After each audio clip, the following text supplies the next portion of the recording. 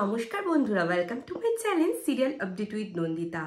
অনুরাগের ছোঁয়া সিরিয়ালের 21শে জুনের সম্পূর্ণ পর্বের আপডেট নিয়ে চলে এসেছি। সম্পূর্ণ পর্বের আপডেটটি পেতে ভিডিওটি টেনে দেখতে হবে, স্কিপ করলে চলবে না।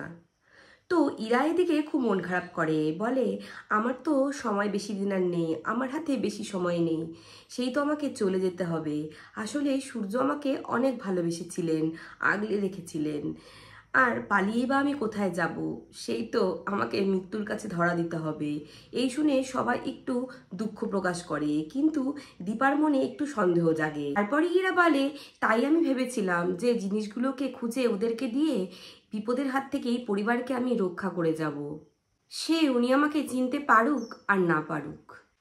উর্মি তখন বলে, তুমি কি ভেবেছো দিদি তোমাকে যে চাপ দিল, তুমি বানিয়ে বানিয়ে কিছু কথা বলে দিলে আর সেইগুলো আমরা বিশ্বাস করব? সেটি হচ্ছে না। তখন ইরা বলে, আমি জানি আমাকে বিশ্বাস করাটা খুব কঠিন, কিন্তু আমি এই জন্যই প্রথমে যখন এসেছিলাম তখন আমার শরীর খারাপের কথা বলে সিম্পিতি নিতে চাইনি, কারণ সূর্য আমাকে বলেছিলেন এই বাড়ির ওপর দিয়ে কত বিপদ গেছে, উনি সুস্থ থাকলে আমি সবার আগে ওনাকেই এই সত্যিটা বলতাম। এদিকে সূর্য বলে, আমার না খুব ঘুম পাচ্ছে, দেখো ও কেন আসছে না বলো তো। আর তখন সোনা বলে, ঘুম পেয়েছে যখন ঘুমিয়ে পড়ো। আর তখন সূর্য বলে, ধ্যাৎ, ও না আসলে ঘুমানো যায় নাকি, আর দরজার কাছে চলে যায় সূর্য। তখন রূপা বকুনি দিয়ে বলে, তুমি আবার দুষ্টুমি করছো, চলো শুয়ে পড়বে। আর তখন সূর্য শুয়ে পড়ে আর বলে, ও কেন আসছে না, এই বলতে বলতে সূর্য ঘুমিয়ে যায়। সোনা তখন রূপাকে জিজ্ঞাসা করে, আচ্ছা পাতামে, বাবা কি আগের মতো আমাদের আর ভালোবাসবে না, আর আমি, মা, তুমি, বাবা সবাইকে আর একসাথে থাকবো না? তখন রূপা বলে যে, আমি জানি না হিংসুকুটি, রূপা জানে না। আর তখন রূপা বলে, আমি একটুখানি আসছি, তুমি বাবাকে দেখে রেখো। তখন সোনা বলে, কোথায় যাচ্ছ? তখন রূপা বলে, এই তো একটুখানি পাকামো করতে যাচ্ছি।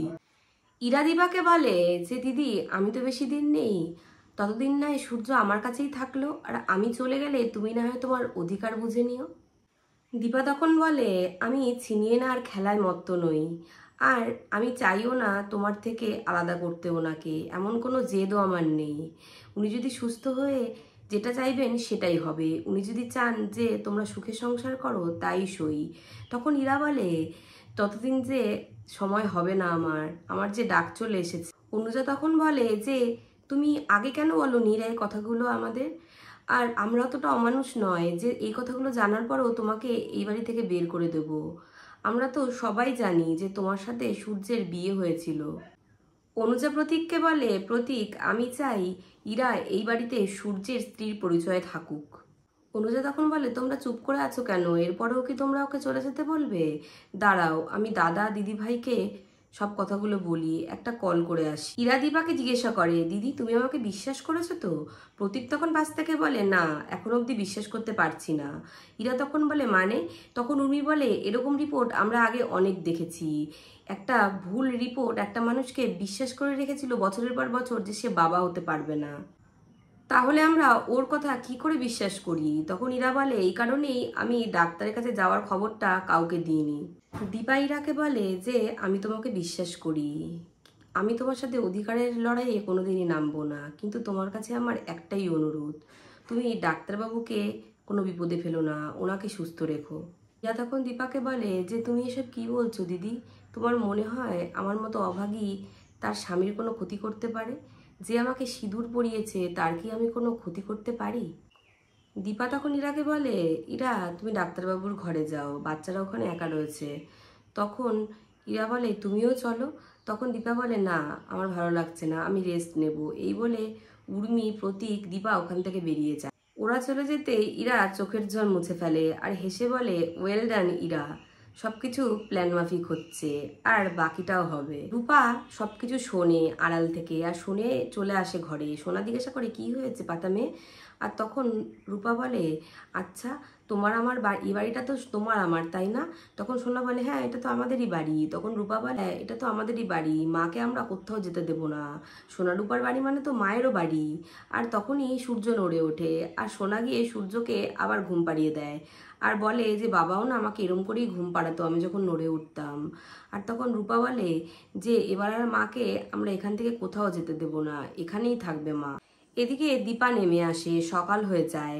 আর তখন দীপা দেখে নেমে এসে যে সূর্যের খাবার তৈরি করতে রান্নাঘরে ইরা, আর অনুজাকে ইরা জিজ্ঞাসা করে যে কি খাবেন উনি। তখন অনুজা বলে মিল্কশেক বানিয়ে দাও। আর এটা দেখেই দীপার বাবা খুব কষ্ট পায়, বলে মেয়েটার কত সহ্য করবে, তাতে দাঁত চেপে সব কষ্ট সহ্য করে যাচ্ছে। আর ভিক্টরও নামে, আর ভিক্টর নেমে ইরাকে দেখে রান্নাঘরে, আর দীপা আর ইরাকে অবজার্ভ করে ভিক্টর। তখন দীপার বাবা বলে যে আমার চোখের সামনে দীপাকে এত কষ্ট পেতে দেখতে হচ্ছে, শুধু সূর্য সুস্থ হওয়া অবধি।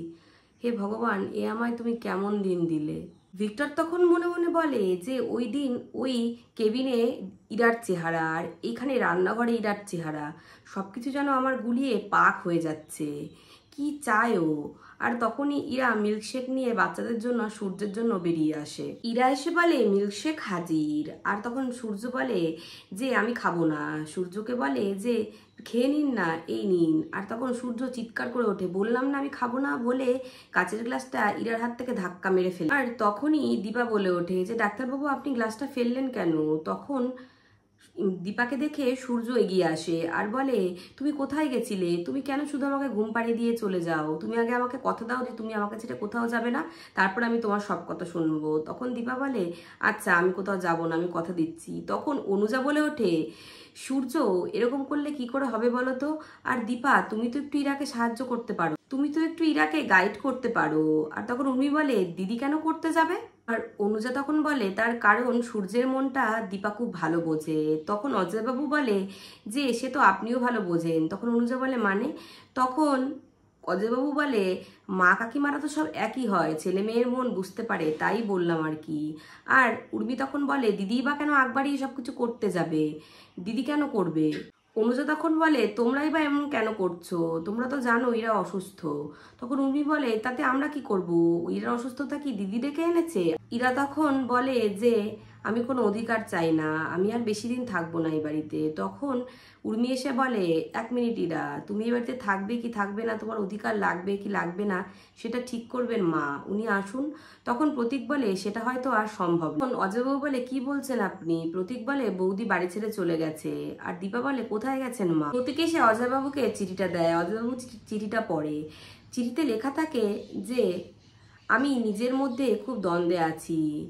আমি ছোটর মুখে সবটাই শুনেছি, কিন্তু ছোটর মুখে সবটা শোনার পরে আমাকে ঠিক করতে হতো যে ইরা সূর্যের বউ হিসেবে থাকবে না তুমি, কিন্তু সেটা আমি করতে পারবো না, কারণ ইরার বিয়েটা আমি নিজের চোখে দেখেছি, আর আমি বাড়ি থাকলে ইরাকে বের করতে পারবো না। তাই আমি নিজের মধ্যে তো থাকা দ্বন্দ্বে নিজেই খুব অসহায় হয়ে পড়ছি। তাই নতুন করে আর কোনো পরীক্ষা দিতে পারবো না। তাই আমি আর কোনো কথা শোনার মতো অবস্থায় হয়তো চিঠিটা যখন তোমরা পড়বে থাকবো না। তাই এই কারণেই আমি বাড়ি ছেড়ে চলে যাচ্ছি।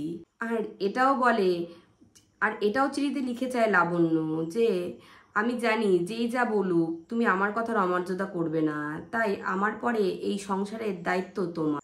আর আমি বিশ্বাস করি যে এই সংসার আমার থেকেও তুমি ভালো করে চালাতে পারবে, তাই আমার কথা তুমি রাখবে আশা করি। যতদিন আমি ফিরে আসছি তুমি এই বাড়ি ছেড়ে যেও না। আর তখনই দীপা ওখান থেকে বেরিয়ে যেতে যায়। আর সূর্য বলে তুমি কোথায় যাচ্ছ? তুমি আমাকে ছেড়ে কোথাও যাবে না। আর সেই মুহূর্তেই পালক ঢোকে, আর পালককে দেখে সবাই অবাক হয়ে যায়। আর পালক এসে বলে ভাই তুই চিনতে পারছিস না আমাদেরকে? আর তখন অজয়বাবু বলে পালক তুমি এখন এই অবস্থায় হঠাৎ? আর তখন অনুজা বলে পালক বাড়ির যে সিচুয়েশান। তখন পালক বলে আমি সব জানি। আর তখন সবাই জিজ্ঞাসা করে তুমি কোথা থেকে খবর পেলে? তখন পালক বলে মা আমাকে বলেছে। আর তখন সূর্যকে বলে যে আমি ভাই তুই আমাকে চিনতে পারছিস না, এই দেখ তোর ছেলে বীর, এই বলে। কিন্তু সূর্য বলে যে ওকে এখান থেকে চলে যেতে বলো, ও যেন আমার কাছে না আসে। সোনারূপা এসে সূর্যকে বলে তুমি এরকম করছো কেন? ও তো আমাদের বড় পিপি, আর ও হলো আমাদের ছোট্ট ভাই বীর। তখন সূর্যর হালকা হালকা বীরের কথা মনে করার চেষ্টা করে যে বীর বড় পিপি। আর তখন রূপা বলে চলো তুমি আমাদের সাথে ঘরে চলো, আর নিয়ে যায়। পালক তখন দীপার কাছে এসে বলে দীপা তোমার কপালে কি একটু সুখ শান্তি নেই? আর তখন দীপা বীরকে কোলে নেয়। আর ইরা এদিক দিয়ে বলে দিদি ভাই আমি ইরা, আর বেশি দিন তোমাদেরকে জ্বালাতন করব না। পালক বলে তা কেন? তুমি যতদিন এই বাড়িতে থাকবে সূর্যের স্ত্রীর পরিচয় থাকবে। অজয়বাবু তখন বলে তুমি জানো তুমি কি বলছো? পালক তখন বলে হ্যাঁ জানি, মা যে কাজটা করতে পারেনি সেটা তো আমাকেই করতে হবে। উর্মি তখন বলে তুমি কি বলতে চাইছো দিদিয়া? তুমি এই বাড়ির বউ হিসেবে ইরাকে মেনে নেবে। তখন পালক বলে, আর কোনো অপশন আছে কি উর্মি? দেখতেই তো পাচ্ছ ভাই কিছু মনে করতে পারছে না, চিনতে পারছে না, কিন্তু হ্যাঁ ইরাকে যখন ও বিয়ে করেছে তখন ওর প্রাপ্য সম্মানটুকু তো ওকে দিতেই হবে, তাই না? দীপার পক্ষে এই কাজটা করা কতটা কঠিন আমি বুঝতে পারছি, কিন্তু আর তখন ইরা দিদিভাই বলে পালককে জড়িয়ে ধরে। ইরা তখন মনে মনে বলতে থাকে, এই তো ভালো সাপোর্ট পেয়ে গেছি। এদিকে সূর্যকে সবকিছু মনে করানোর জন্য সবাই প্ল্যান করে, আর সোনারূপা সুন্দর কৃষ্ণ রাধা সাজে আর নাচও করতে থাকে। আর স্ক্রিনের মধ্যে আগের অনেক ছবি দেখাতে থাকে সূর্যকে। সূর্য যখন ছবিগুলো দেখে সূর্যের মনে পড়ে যায় জয়ের সাথে একটা ছবির কথা, আর জয়কে বলে, এটা তো তুমি আমি তো একসাথে তুলেছিলাম, তাই না? তখন দীপা বলে, আপনার কিছু মনে পড়ছে?